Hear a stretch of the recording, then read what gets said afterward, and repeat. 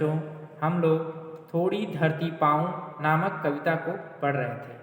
अपनी पिछली कक्षा में हमने इस कविता के बारे में चर्चा की थी और इनकी पंक्तियों को विस्तार से समझने की कोशिश की थी। बच्चों, एक बार पुनः जो हम अपनी पिछली कक्षा में जिन पंक्तियों की चर्चा कर चुके हैं, जिनको हमने विस्तार से समझा था, एक बार मैं पुनः उनको दोहराता हूँ। फिर उसके बाद हम लोग आगे बची हुई पंक्तियों को विस्तार से समझेंगे और उनकी चर्चा करेंगे कि पंक्तियों में कवि के क्या विचार हैं और वह क्या कहना चाहता है। अपनी इस कविता के माध्यम से वह क्या संदेश देना चाहता है, इसकी चर्चा हम करेंगे। पहले पिछली कक्षा में जो हमने चर्चा की थी, जो हमने समझा था, उसको एक संक्षिप्त रूप में तुरंत समझने का प्रयास करते हैं। फिर आगे आने वाली पंक्तियों के बारे में विस्तार से चर्चा करेंगे। प्यारे बच्चों, अब तक हमने देखा कि कवि इस कविता में कहता है, बहुत दिनों से सोच रहा था थोड़ी धरती पाऊं, उस धरती में बाग बगीचा जो हो सके लगाऊं। बहुत दिनों से सोच रहा था थोड़ी धरती पाऊं। हम लोग की कविता का नाम क्या है प्यारे बच्चों?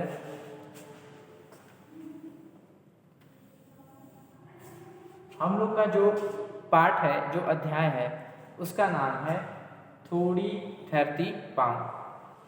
कवि इस कविता के माध्यम से अब तक जो हमने चर्चा की थी, उसमें यह कवि कहता है कि उसे तलाश है थोड़े से स्थान की। थोड़ी धरती पाऊं मतलब उसे थोड़े से स्थान की तलाश है जहाँ पर वह बाग बगीचे, पेड़ पौधे लगा सके और हरियाली आ सके, जिसकी वजह से कवि यह चाहता है, उसकी हार्दिक इच्छा है कि वह बाग बगीचे लगाए, पेड़ पौधे लगाए और जिसकी वजह से हरियाली व्याप्त हो।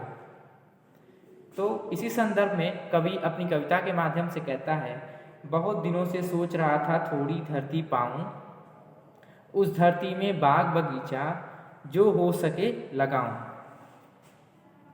खिले फूल फल चिड़िया बोले, प्यारी खुशबू डोले, ताजी हवा जलाशय में अपना हर अंग भिगोले। इन पंक्तियों को हमने विस्तार से समझा था अपनी पिछली कक्षा में कि कवि जब थोड़ा सा जब उसको स्थान मिल जाएगा जहाँ पर वह बाग बगीचे लगाएगा, तो तब वहाँ पर फल फूल खिलेंगे और जिनकी वजह से चिड़िया और जो पशु पक्षियाँ हैं वहाँ पर आने लगेंगे और एक प्रकार का बहुत ही खुशनुमा वातावरण वहाँ पर बन जाएगा। कवि आगे कहता है, लेकिन 1 इंच धरती भी कहीं नहीं मिल पाई, एक पेड़ भी नहीं कहे जो मुझको अपना भाई। लेकिन स्थिति ऐसी नहीं है। क्यों? क्योंकि मानव अपने विकास के चक्कर में पेड़ पौधों, बाग बगीचों, इसकी अनदेखी कर रहा है। तो इसी बात से चिंतित होकर कवि कहता है कि लेकिन 1 इंच धरती भी कहीं नहीं मिल पाई। कवि यह कहता है कि उसकी हार्दिक इच्छा तो है कि उसे थोड़ा सा स्थान मिले, थोड़ी सी जमीन मिले जहाँ पर वह पेड़ पौधों को लगाए, बाग बगीचों को उगाए, हरियाली जिसकी वजह से आ सके। लेकिन उसे दुख है इस बात का कि वह इस कार्य के लिए उसे थोड़ा सा स्थान नहीं मिल पा रहा है। इस कविता में जो एक पंक्ति में जो एक शब्द लिखा हुआ है, लेकिन 1 इंच धरती भी कहीं नहीं मिल पाई। 1 इंच धरती का मतलब उसे थोड़ा सा स्थान भी नहीं मिल पाया जहाँ पर कि वह पेड़ पौधे उगाए और बाग बगीचे लगाए, जिसकी वजह से उसकी जो इच्छा है कि हरियाली व्याप्त हो और एक शुद्ध वातावरण का निर्माण हो जाए वहाँ पर, वह पूरा नहीं हो सकता। क्यों? क्योंकि मानव अंधाधुंध विकास के चक्कर में अपने ही बारे में सिर्फ सोच रहा है। वह एक प्रकार से स्वार्थी हो चुका है और इतना विकास आगे बढ़ गया है कि पेड़ पौधों और वातावरण के लिए उसके पास समय ही नहीं है। कवि आगे कहता है, हो सकता है पास तुम्हारे अपनी कुछ धरती हो, फूल फलों से लदे बगीचे और अपनी धरती हो। कवि कहता है कि ऐसा भी हो सकता है कि आप में से कुछ लोग ऐसी जगह पर हों, ऐसे स्थान पर निवास करते हों, रहते हों जहाँ पर आपके आसपास हरियाली हो, पेड़ पौधे हों, बागीचे हों। तो आप लोगों में से कुछ ऐसे लोग भी हैं जिनके आसपास अभी हरियाली व्याप्त है, अभी बाग बागीचे हैं, अभी उनका वातावरण बहुत ही शुद्ध है। तो ऐसे लोगों को वह इंगित करते हुए कहता है कवि, हो सकता है पास तुम्हारे अपनी कुछ धरती हो, फूल फलों से लदे बगीचे और अपनी धरती हो। आगे कवि कहता है हो सकता है कहीं शांत चौपाए घूम रहे हों। हमने इसकी चर्चा की थी कि चौपाए मतलब 4 पैरों वाले पशु। चौपाए मतलब 4 पैरों वाले पशु। इसकी अपनी पिछली कक्षा में इसकी चर्चा की थी कि चौपाए मतलब हमने शब्दार्थ में भी इसको लिखा था कि 4 पैरों वाले पशु। हो सकता है कहीं सहन में पक्षी झूम रहे हों। सहन की चर्चा हमने की थी।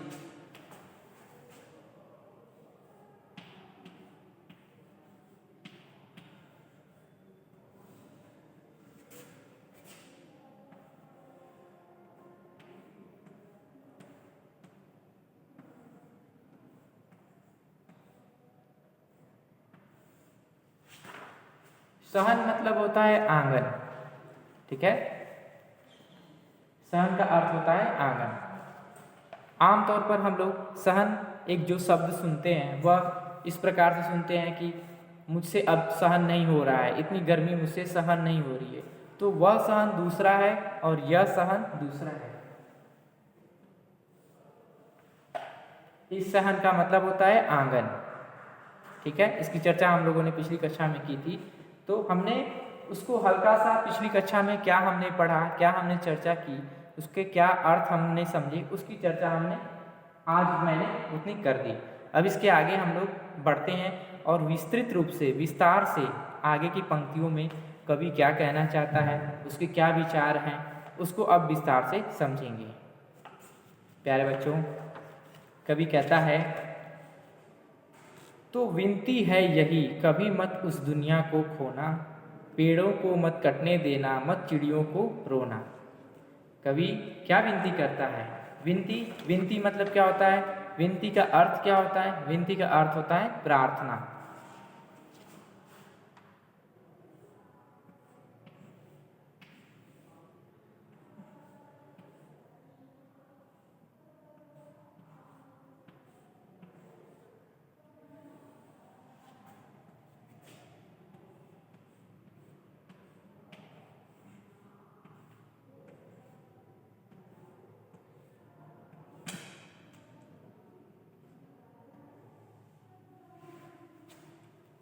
विनती का अर्थ होता है प्रार्थना, ठीक है।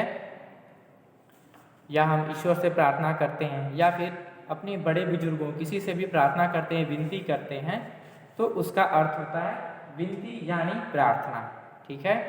बहुत ही सरल है।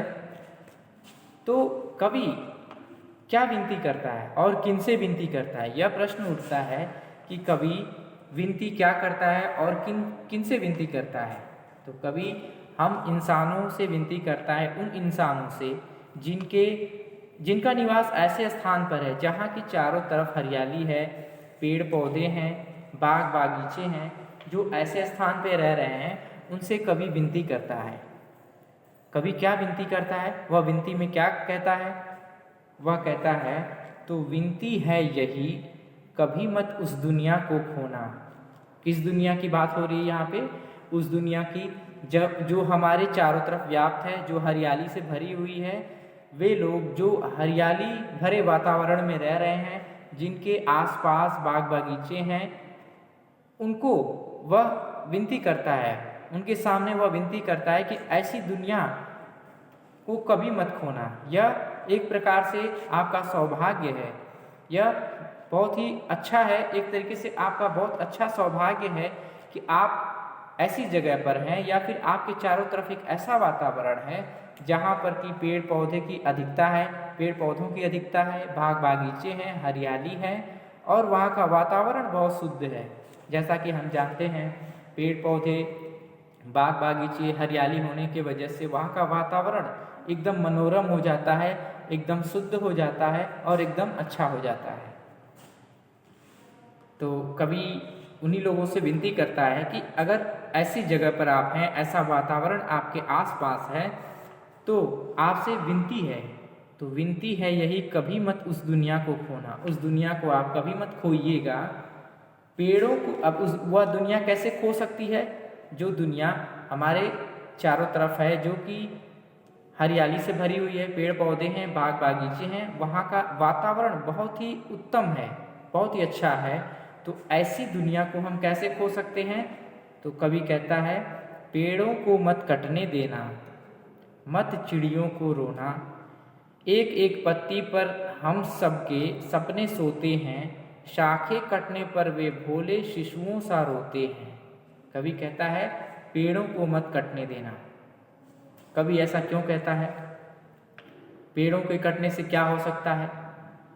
पेड़ यदि काट दिए जाएं तो उससे क्या प्रभाव पड़ेगा?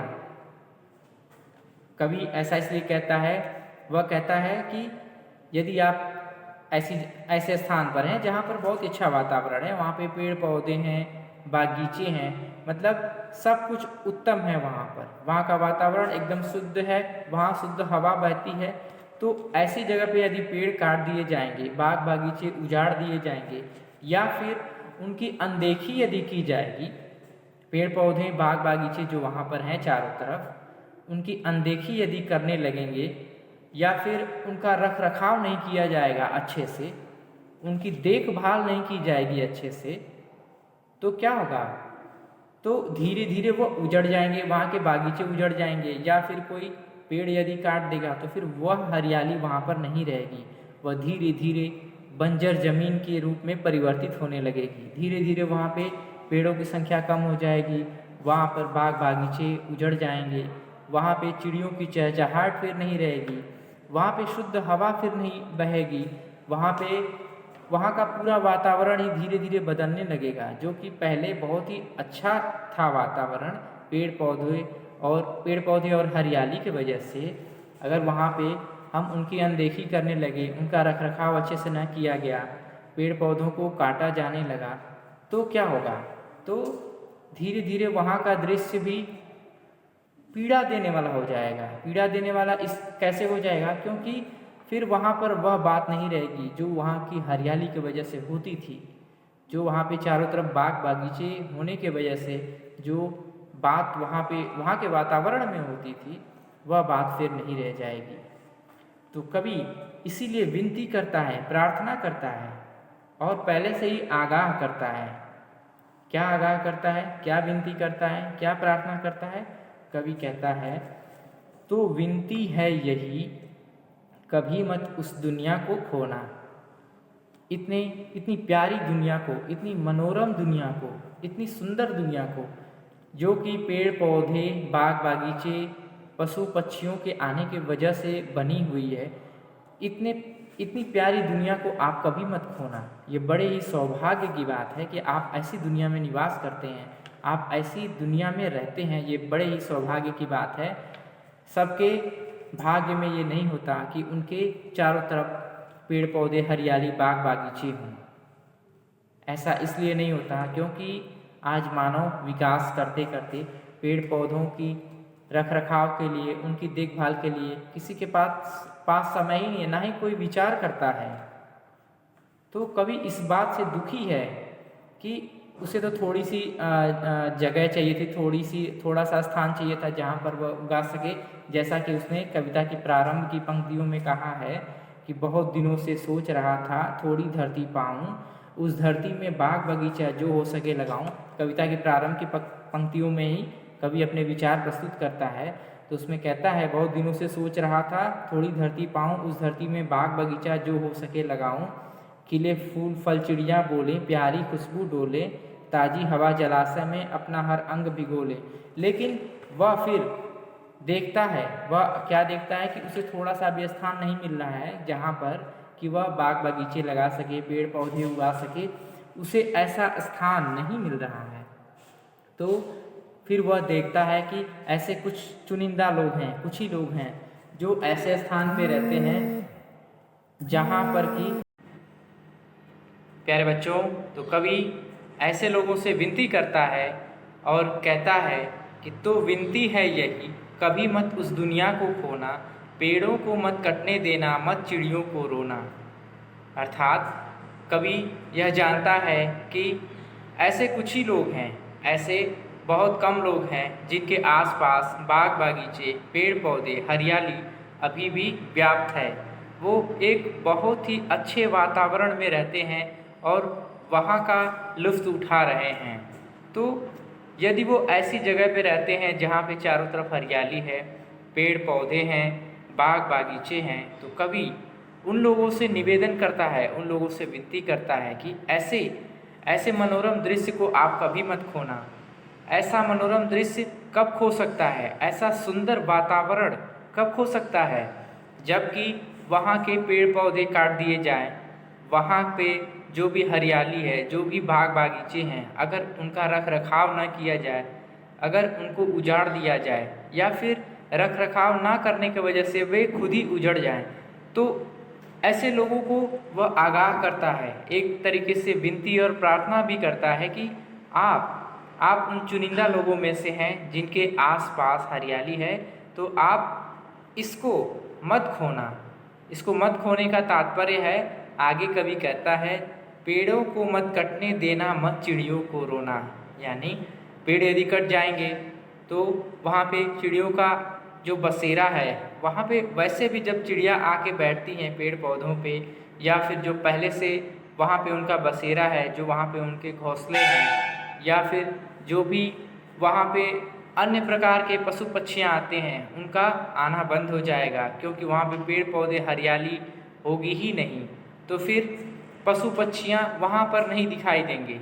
तो इस प्रकार से कवि उन लोगों से विनती करते हुए कहता है, तो विनती है यही, कभी मत उस दुनिया को खोना, पेड़ों को मत कटने देना, मत चिड़ियों को रोना।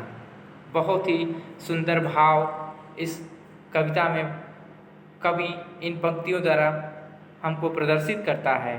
कवि आगे कहता है, एक एक पत्ती पर हम सबके सपने सोते हैं। कवि कहता है आगे, कविता की आगे की पंक्तियों में कवि कहता है, एक एक पत्ती पर हम सबके सपने सोते हैं, शाखें कटने पर वे भोले शिशुओं सा रोते हैं। अब शाखें का अर्थ क्या होता है? शाखा।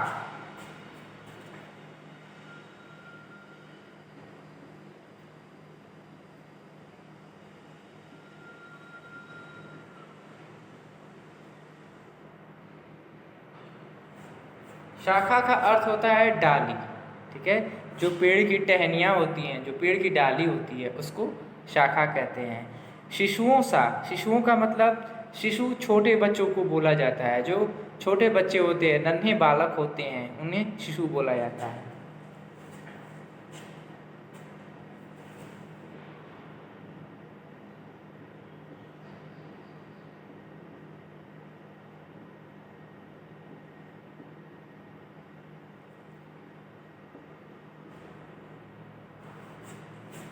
शिशुओं सा यानी बच्चों के जैसा, बच्चों सा। शिशुओं सा यानी जो छोटे बच्चे होते हैं उन्हें शिशु कहते हैं। तो इस प्रकार से शिशुओं सा का अर्थ होता है बच्चों सा।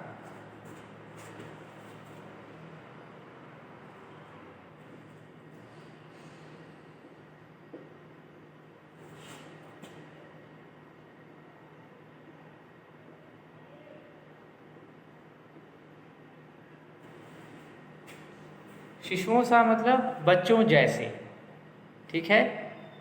तो हमने देखा शाखा मतलब डाली, शिशुओं सा मतलब बच्चों जैसे। तो कवि इन पंक्तियों में उसके कहने का तात्पर्य क्या है, वो किन भावों को प्रकट करता है। कवि कहता है, एक एक पत्ती पर हम सबके सपने सोते हैं, शाखें कटने पर वे भोले शिशुओं सा रोते हैं। मतलब कि हमारे जो सारे सपने जुड़े हुए हैं वो पेड़ पौधे हरियाली बाग बागीचों के होने के वजह से है, उनसे हमें बहुत ही लाभ है। तो यदि उनकी शाखाएं काट दी जाएंगी, यदि पेड़ पौधों को नष्ट कर दिया जाएगा, बाग बागीचों को उजाड़ दिया जाएगा, तो इससे हमारे सपने जो उनसे जुड़े हुए हैं उनको भी चोट पहुंचेगी, उन्हें भी नुकसान होगा। तो कवि यह कहता है कि ऐसी स्थिति कभी नहीं आने देना जिसमें कि आपके सपने या आपकी खुशियाँ जो कि आपके चारों तरफ के वातावरण से जुड़ी हुई हैं, चारों तरफ के जो हरियाली है, जो भी आपके चारों तरफ मनोरम दृश्य हैं उससे जुड़े हुए हैं, तो वो कहीं आप खो न दें। इसलिए कवि यह निवेदन और प्रार्थना करता है। प्यारे बच्चों, अभी तक हमने देखा कि इस कविता में कवि बाग बागीचों हरियाली, पेड़ पौधों के महत्व को बताता है और उसे थोड़ी सी भी ज़मीन अब नहीं मिल रही है, थोड़ी सी धरती नहीं मिल रही है जहाँ पे वो बाग बागीचों को उगा सके और अपने चारों तरफ एक सुंदर वातावरण का निर्माण कर सके।